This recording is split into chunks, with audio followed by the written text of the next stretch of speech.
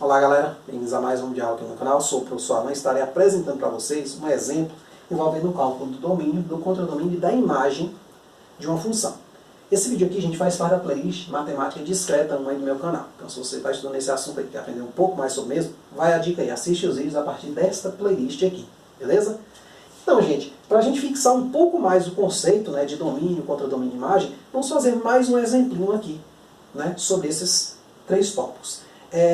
Esses conceitos, gente, se você não entende eles muito bem, não adianta muito vir para o exercício, não. É melhor você volta lá na videoaula teórica, está aí na playlist mesmo, e dê uma estudar. Se você está achando que a videoaula está um pouco condensada demais, tal, existem videoaulas mais longas, inclusive com mais exercícios nas playlists. Matemática do primeiro ano do ensino médio, e na parte lá de aspectos básicos das funções para o Enem. Então você pode estar visitando essas playlists também, se quiser até aprofundar um pouco mais, estudar um pouco mais de assunto. Os conteúdos aqui, né, na playlist Matemática Discreta 1 são mais específicos, como eu venho dizendo todo o tempo, para quem vai atuar na área de programação aí, na área de sistema da informação, na área de computação, nessas áreas afins, tá certo? Então, gente, vamos direto ao exemplo. Ó. Considere a função f, que determina o quadrado de um número inteiro. Determine o domínio, o contradomínio e a imagem de f. Então, gente, nesse tipo de questão, embora ela seja muito fácil, você poderia simplesmente já escrever as respostas aqui. Eu poderia simplesmente escrever as respostas aqui e vocês teriam a falsa sensação de que, de fato, vocês entenderam. Podia até ser que você entendesse, mas eu considero esse tipo de problema o seguinte: tenta resolver entendendo cada passo. O que é uma função? O que essa função faz? Como ela opera? Então pegue alguns elementos e jogue nessa função. Entenda como é que ela vai se processar. Entendeu? Então, ó, nesse sentido, eu poderia pensar assim. Ó. Vamos ler aqui com calma. Considere a função que determina o quadrado de um número inteiro. Então, vai entrar aqui um número inteiro e vai sair o quadrado desse número. Tá certo? Então, entra o número inteiro e sai o quadrado. Por exemplo, se entrasse aqui... claro, quem são os inteiros, né? É o menos 2, menos 1, 0, 1, 2, 3...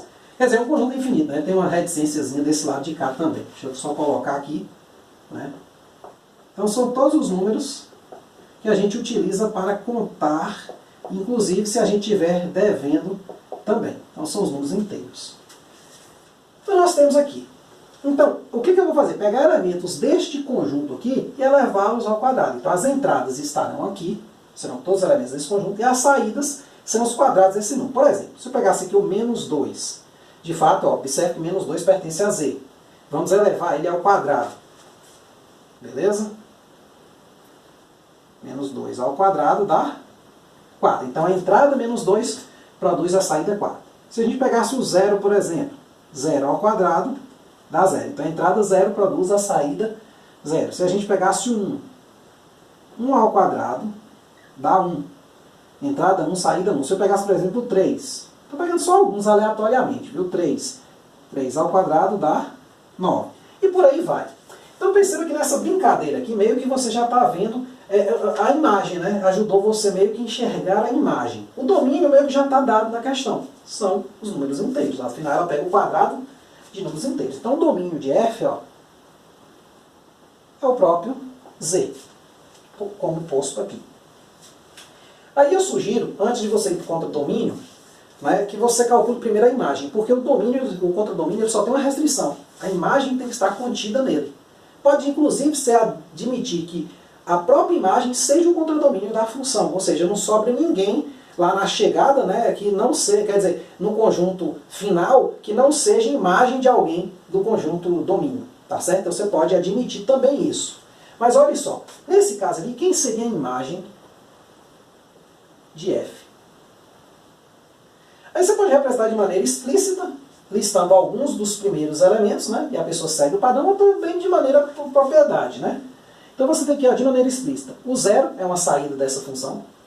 É o 0 ao quadrado dá 0. O 1 também é uma saída. É a saída 1. Então nós vamos listar os elementos desse conjunto. Aí vem o 4, o 9. O 4 é saída da entrada 2, ou menos 2. O 1 é saída da entrada mais ou menos 1. O 9 é saída da entrada mais ou menos 3. O 16 é saída da entrada mais ou menos 4. E por aí vai. Então, essa imagem aqui é formada por todos os números inteiros que tem raiz quadrada inteira. Você pode pensar assim. Então, observe que o 16 tem raiz quadrada inteira, que é 4. O 9 tem raiz quadrada inteira, que é 3. O 4 tem raiz quadrada inteira, que é 2. O 1 tem raiz quadrada inteira, que é 1. E o 0, raiz quadrada inteira, que é o 0. E aí vai o 25, o 36, o 64 e por aí em diante, tá certo? Então tá aqui a imagem. Observe que eu calculei a imagem, como eu venho falando, antes do contradomínio. Contradomínio pode ser qualquer cara, gente, que inclua a imagem. Neste caso, a melhor sugestão é você botar o contradomínio igual a Z.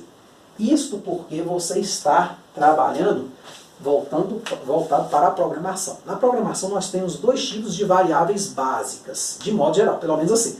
Eu, professor de matemática, pelo que eu tenho lido, pelo que eu uso de programação e tal, eu percebo que tem duas variáveis básicas, a real e a inteira. Então, para contradomínio de funções, você vai optar por escolher uma delas. Se você estiver trabalhando com frações, você vai escolher o contradomínio o quê? Real. Ah, mas fração, professor, é racional antes de ser real. É real também, mas a gente define ela como sendo racional. Tá? Então eu poderia botar os racionais. Mas normalmente o computador ele não vai fazer essa distinção entre inteiro e não inteiro. Para ele é inteiro e real, ou real. Tá certo? Os números. Mesmo que o real você possa encarar também como inteiro. O 1 inteiro pode ser encarado como 1 real. Só que toma cuidado com essas questões, porque o 1 real ele vem com casas decimais, tal, mesmo que não apareça ali. Então assim, tem alguns complicadores aí. Tá certo? Então nesse sentido você pode pegar o contradomínio sendo o próprio Z. Tá certo? Ah, professor, mas aqui tem os negativos e aqui não tem nenhum negativo. Não tem problema. A única restrição que eu tenho que ter é que a imagem tem que estar inclusa dentro do contradomínio. Se você se sentir desconfortável com os elementos aqui que não servem, você pode dizer que o contradomínio aqui é os naturais. Ou até mesmo é a própria imagem. Pode também. Mas eu sugiro colocar isso aqui. Talvez eu faça até um exemplinho, próximo vídeo aula aí, falando um pouquinho dessas entradas, né, e saídas de números em programação. Né? Que de modo geral, a gente precisa, ao fazer um programa, especificar o tipo de entrada que nós vamos trabalhar. Então, se a gente está trabalhando, por exemplo, um programa que mexe com idades, de modo geral, a gente vai dizer que essa entrada, por exemplo, se a gente vai digitar a idade do cara, que essa entrada é um número inteiro. Mas se a gente, por outro lado, estiver trabalhando com a massa de um indivíduo, né, a gente digita lá o nome dele, coloca a massa dele lá, essa entrada normalmente tem que ser especificada como real, tá certo?